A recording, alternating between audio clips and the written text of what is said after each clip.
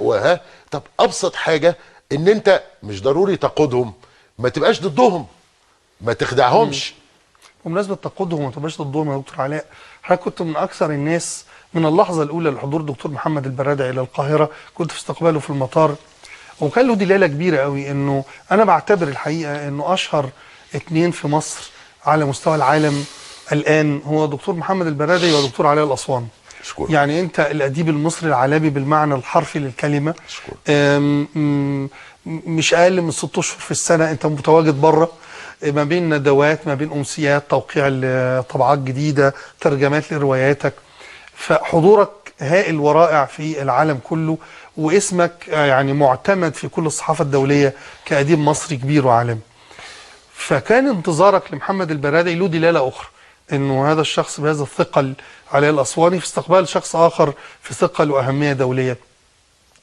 لكن جرت المياه بما لا تشتهي بعض السفن يعني، واتغير الوضع، بقى فيه ثمة احساس بالاحباط لدى فريق من الناس نتيجه انه ما حصلش الاحلام او الامال او الطموحات على النحو اللي الناس توقعتها. انا محتاج منك تفسير في هذا السياق، وان بدا انه قاسي حتى. لا، هو الدكتور البرادعي طبعا اولا لابد ان اقول، وهذا ما كتبته يعني، انه الدكتور البرادعي لم يصنع التغيير في مصر، ولم يصنع هذا الحراك. للامانه الحراك ده صنعه ناس تانية ودفعوا ثمن باهظ جدا من اول 2004 او من اول سنه 2000 لغايه دلوقتي. الدكتور البرادعي جاء في الوقت المناسب، يعني لو كان البرادعي جه في التسعينيات ما كانش حصل الحكايه دي. جه في الوقت المناسب، في حاله حركه، الناس عايزه تغيير، حاسه انه ما يحدث لا يمكن يستمر. البرادعي في صفات كثيره جدا تجعل الناس فعلا تجتمع حوله، حتى يعني من فتره طويله ما اجتمعش الاخوان والشيوعيين على شخص زي البرادعي والعباط والكل. انا لازلت طبعا احترم الدكتور البرادعي جدا واتمنى له انه وارى انه شخصيه عظيمه، ولكن انا كان في بيننا اختلافات في الراي في الطريقه التي يجب ان ندفع بها هذا التغيير الى ما يريده المصريون. هو له افكار، وانا الحقيقه لم اكن لوحدي، كان في مجموعه من النخبه العظيمه، يعني الدكتور محمد غنيم، الدكتور محمد ابو الغار، الاستاذ حمدي انديل، الاستاذ عصام سلطان، الدكتور حسن نفع، ومستشار خضيري. احنا كنا المجموعه القريبه جدا. كانت لدينا رؤيه لما يجب ان نفعله. اختلفت، او الدكتور البرادعي اتضح بعد فتره انه يختلف معنا في هذا. ده لا يقلل اطلاقا من تقديري ليه. معلش انا مهتم اعرف الفرق بين الرؤيتين كده. يعني انا ارى انه انا كتبت ده، يعني انا بعد ما كتبت اول مقاله كتبت ماذا ينتظر المصريون من البرادعي. انا ارى وانت ليه يا دكتور اعتبرت ان المصريون بينتظروا من البرادعي كده؟ ليه ما تقولش ان انت تنتظر ده من البرادعي؟ والله انا اعتبرت ان اللي انا شفته في يوم ما رحت المطار واللي شفته في كل انا زي حضرتك، يعني شغلتي ان انا اتابع المجتمع المصري، لقيت فعلا ان في ناس كانت منتظره وترى في البرادعي، ولا زال قطاع عريض جدا مصريين يعني يرون في البرادعي ده املا. راجل نضيف لم يتلوث من النظام، حقق نفسه في الخارج، له شكل الاب، والاب في مصر ده معنى كبير جدا، حاجات كتيره يعني. ماذا كانوا ينتظروا بقى؟ اللي انا قلت انه ينتظروا ان الدكتور البرادعي يقود التغيير في مصر. هناك فرق بين رمز التغيير الفكري وبين قائد الميداني للتغيير. رمز التغيير الفكري ده يعني ناس كتيره جدا رموز للتغيير حضرتك منهم، واخد بالك؟ لحظه. لا ده حقيقي. يعني الناس اللي قادت الراي العام على مدى سنوات علشان تقول له انه كده غلط والصح يبقى ازاي، ده رمز للتغيير الفكري. القائد الميداني في تقديري انا، القائد الميداني للتغيير له وظائف اخرى خالص، له وظائف اخرى، ولا بد انه ياخد مخاطرات عاليه جدا، واخد بال حضرتك؟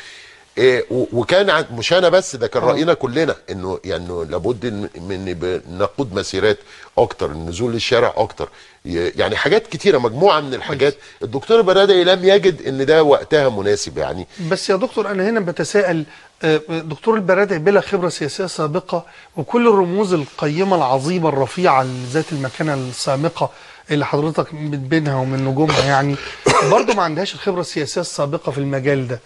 منين جه انه القائد الميداني مطلوب بالمنطق ده؟ طب ما هو في ناس كتير في مصر طرحين نفسهم باعتبارهم قادة ميدانيين وفي الشارع ليل نهار. من حقهم، بس هنا انا ربما اراجع معك مفهوم النشاط السياسي.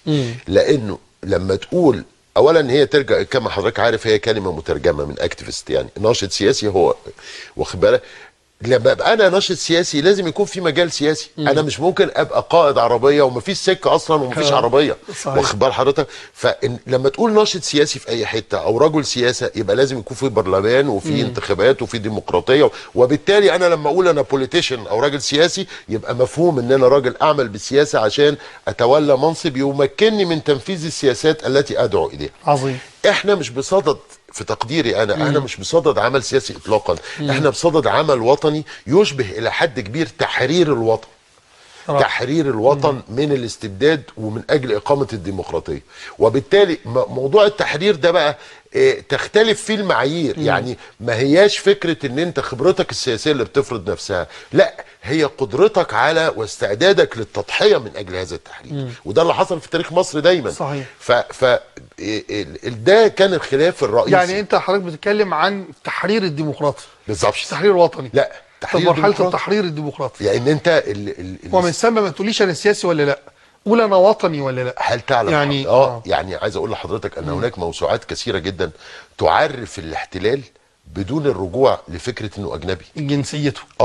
يعني تقول لك الاحتلال هو سيطره مجموعه من الناس على مقدرات بلد لمصلحتهم وقمع سكان البلد. طب خد التعريف ده وحطه كده.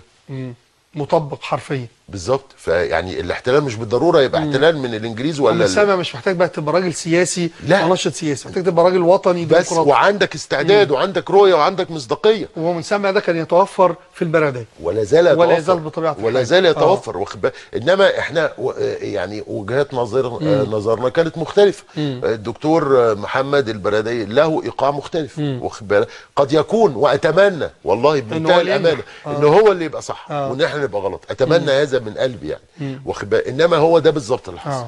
كله من اجل التحرير. بالظبط. دكتور علاء، احنا بنتكلم على سفرياتك، على لقاءاتك الدوليه، على اجتماعاتك مع مثقفين وادباء من كل الدنيا. وانت خارج مصر، كيف يرى العالم مصر الان، مصر 2010؟